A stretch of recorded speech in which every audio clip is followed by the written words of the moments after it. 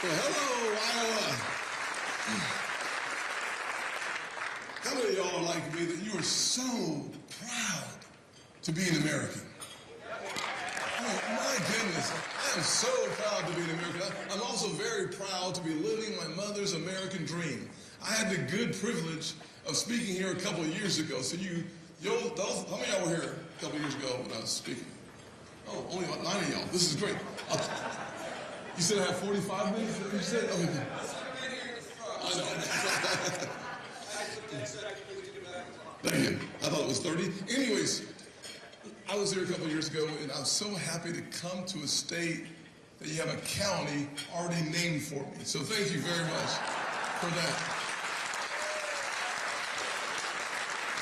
I've only lived in South Carolina for 58 years, and they still have not yet named a county for me. So I feel right at home here. And I wanted to start off with something pleasant because I got to tell you, as a kid who was raised in poverty in a single-parent household, my mother, who worked 16-hour days, believed that there is dignity in all work. And we learned.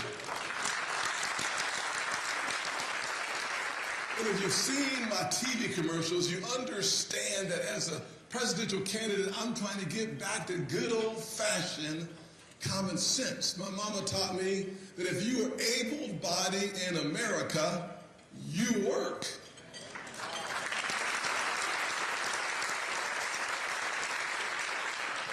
She also taught me that something that Joe Biden needs to learn, that if you take out a loan, you pay it back.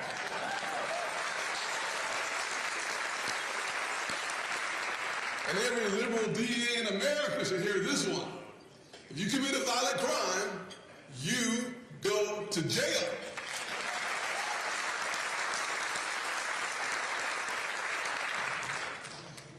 And if God made you a man, play sports against men.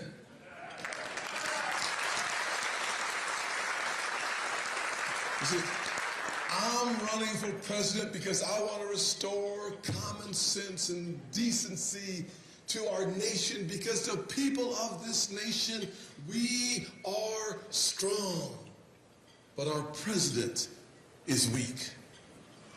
Weak indeed. I gotta say, Saturday morning when I woke up and started working through the day like you did on October the 7th, you realized that the atrocities that were happening in the Middle East were unprecedented in our lifetime. I thought to myself very quickly, I thank God I live in a country whose foundation is a Judeo-Christian rock. And upon that rock, our founding fathers built the most remarkable nation on God's green earth. And you see, we are a nation that understands Psalms 122:6 that says, pray for the peace of Jerusalem, and those who do will prosper. America has prospered because we have stood shoulder to shoulder and back to back with our brothers and sisters in Israel. That is an obligation and a responsibility that has brought promises and blessings into our nation. So waking up, going through the day, learning 1,000 and now 1,200 Jews have been slaughtered by Hamas. And to put that into context, that's a nation of only 9 million people. If that were America, we would have already seen over 40,000 deaths in this country.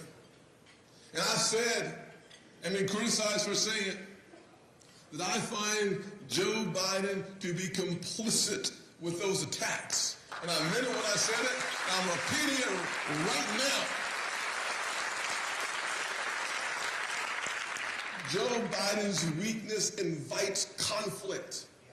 His negotiations, $6 billion to release hostages, creates a market for American lives.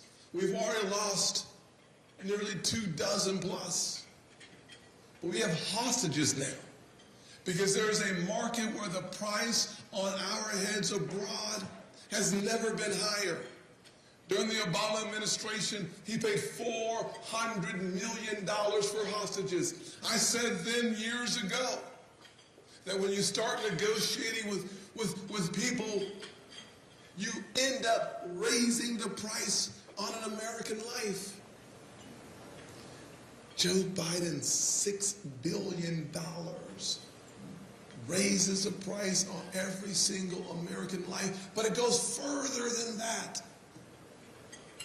Those dollars, and I know the administration and the radical left disagrees with this, but those dollars create blood in the hands because they fund terrorism. And here's what Iran said immediately. The administration said, well, that money is only for a humanitarian crisis. You can only use it for humanitarian needs. That's a lie from the pit of hell. It's a lie. The words of Tehran, their president simply said, we will use the money any way, anywhere we want. Hamas thanked Iran for the help.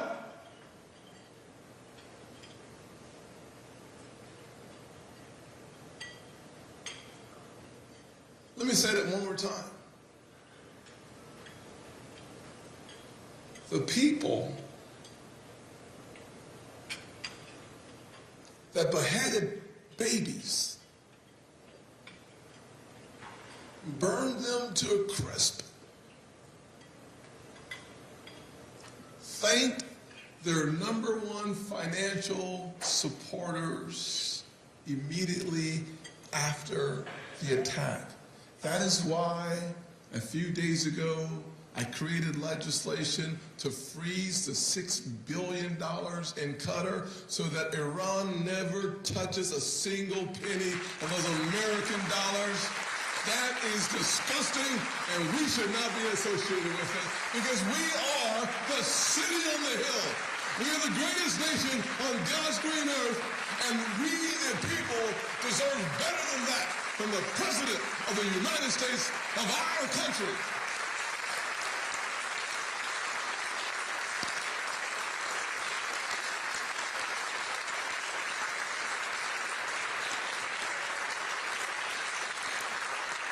I'm going to finish right now. You know, I'm a believer. I found the Lord 40 years ago last month. I thank God. My life has never been the same. And I've spent some time in the gospel of Jesus Christ. And I'm a big believer in Romans 12:15. And it says, to mourn with those who mourn. And all across this nation, we should be praying for our brothers and sisters in Israel. Because Hamas' desire, their charter, is not to simply eliminate Israel. It is to terminate every single Jew on the planet. That's 6 million in America. This is my closing comment, and I see the 30 seconds coming up right now. But once we get through mourning with those who mourn in Romans 12, let us please turn to the next chapter, where Romans 13:4 says that there are ministers in the government given a sword for the wrath of God. May Hamas be wiped from this planet. God bless you. Thank you so much.